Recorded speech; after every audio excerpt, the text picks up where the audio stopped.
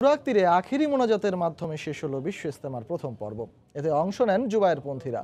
মহান সৃষ্টিকর্তার দরবারে শান্তি ও সমৃদ্ধি কামনায় ওঠে লাখ লাখ হাত। অংশ নেওয়া মানুষের আশা সব ভেদাভেদ ভুলে এগিয়ে যাবে ইসলাম প্রচারের কাজ। এদিকে রাত 12টার পর ইজতেমা মাঠে ঢুকবেন সাদপন্থীরা। সোমবার আখিরি মোনাজাতের মধ্য দিয়ে শেষ হবে এবারের 4 দিনের ইজতেমা।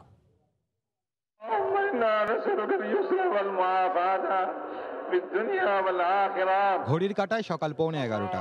ধর্মপ্রাণ লাখো মুসলমানকে সঙ্গে নিয়ে আল্লাহর দরবারে হাত তোলেন তাবলিগ জামাতের অন্যতম শীর্ষ মুরব্বী কাকরাইল মসজিদের ইমাম মাওলানা মোহাম্মদ জুবায়ের। আমিন আমিন ধ্বনিতে মুখর হয়ে ওঠে টঙ্গীর তুরাগ তীর।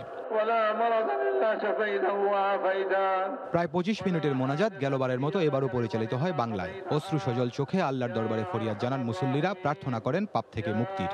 আমি নিজে জান্নাত পাই, জাহান্নাম থেকে বাঁচতে পারি, এই ধরনের দোয়া করছি। আমার পরিজনের জন্য দোয়া করছি, দেশবাসীর জন্য দোয়া করছি, জাতির জন্য, বিশ্বের জন্য, শান্তির জন্য, সুষ্ঠুভাবে সুন্দরভাবে যাতে বাংলাদেশ পরিচালনা হয়। যুব সমাজ সবার মধ্যে যেন এরকম মাদকাসক্তি সবকিছু যেন শেষ হয়ে যায় এবং সবাই যেন খুব ভালোভাবে চলতে পারে। বাংলা ভাষায় হয়েছে যা আমাদের মাতৃভাষা এবং আমরা সকলেই এই ভাষায় মনের ভাব প্রকাশ করতে পারি। অনেক মানুষ আছে অন্য ভাষা বুঝে না, কারণ যারা বাঙালি যেহেতু মাতৃভাষা সকলেই বুঝে, এই জন্য মনে করি আমাদের জন্য অনেক আলহামদুলিল্লাহ ভালো হয়েছে। সকল ভেদাভেদ ভুলে একত্রিত হবে সবাই। আগামী ইজতেমা হবে সম্মিলিতভাবেই, এমন প্রত্যাশা সাধারণ মুসল্লিদের। ইসলামের জন্য, আল্লাহর জন্য সবকিছু বাদ দিয়ে সকলে এখানে আসছে, অনেক কষ্ট করে আসছে। আমি নিজেও ছাদের উপর করে আসছি, আলহামদুলিল্লাহ নামাজ পড়লাম, এখানে দোয়া করলাম। আমরা চাই এইভাবে সকলে মিলেমিশে সবগুলো হোক, সবাই যেন আমরা একসাথে সুন্দর মতন আবার আগামী বছর একবারে ইজতেমা করতে পারি। আল্লাহ যেন সেই তৌফিক দেয়। আমরা ঝগড়া ফসাদ কিছু চাই না, নিশ্চয় মনে করলাম ভালো মতন সুস্থ মতন বিশ্বাস তোমার করতে পারে সবাই আমি দোয়া করি আল্লাহর কাছে। পৃথিবীতে কল্যাণ আসুক, সকল মুসলিম হেদায়েত পাক, এমন প্রত্যাশার কথাও জানান তারা। আল্লাহর কাছে অনেক কিছু চাইছি যাতে মুসলমানেরা ভালো করে চলতে পারে।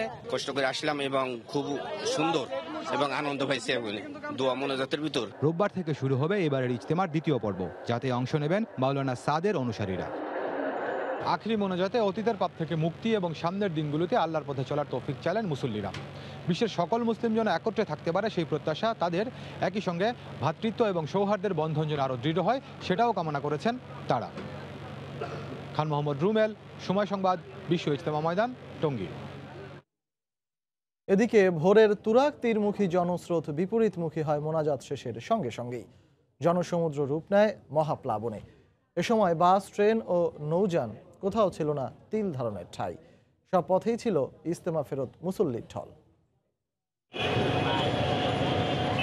জুবায়ের পন্থীদের আখেরি মোনাজাতের পরই ঘরমুখী মুসল্লিদের ঢল নামে। ময়দান ছাড়ার সময় নির্ধারিত থাকায় ঘরে ফেরার তাড়া ছিল। টঙ্গী স্টেশন রোড, আব্দুল্লাপুর সড়কে জনস্রোত দেখা যায়। তবে সড়ক পথে যানবাহন কম থাকায় হেঁটেই রওনা দেন অনেকেই। লক্ষ্য যখন মহান রবের তুষ্টি, তখন ভোগান্তি নিয়ে নেই কোনো অভিযোগ।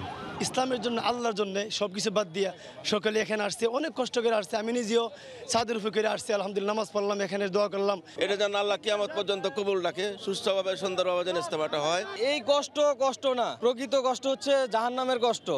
ওই কষ্ট থেকে বাঁচার জন্য আমরা আসছি। এদিকে ঘরে ফিরতে অনেকেই বেছে নেন রেলপথকে। তারপরও আন্তনগর সহ প্রতিটি ট্রেনের বগি থেকে শুরু করে ছাদ, কোথাও ছিল না সামান্য জায়গা। টঙ্গী রেল স্টেশন থেকে ইজতেমার বিশেষ ট্রেন ছেড়ে যায় উত্তর ও দক্ষিণবঙ্গের জেলাগুলোর উদ্দেশ্যে। ঘন্টার পর ঘন্টা দাঁড়িয়ে থেকে ট্রেন না পাওয়ার কষ্ট, পরকালীন পুরস্কারের আশায় আমলেই নেননি মুসল্লিরা।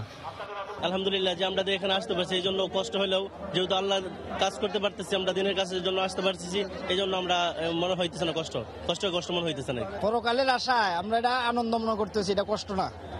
আরো যদি 3-4 ঘন্টা দাঁড়িয়ে থাকতে হয় তাতে আমাদের কোনো দুঃখ নেই। আমরা আল্লাহ তাআলার এত বড় একটা কাজ করতে পেরেছি, এ ব্যাপারে আমরা অনেক আনন্দিত। দিল্লির মাওলানা সাদ কান্দালভির অনুসারীরা 17 ফেব্রুয়ারি ভোরে শুরু করবেন ইজতেমার দ্বিতীয় পর্ব।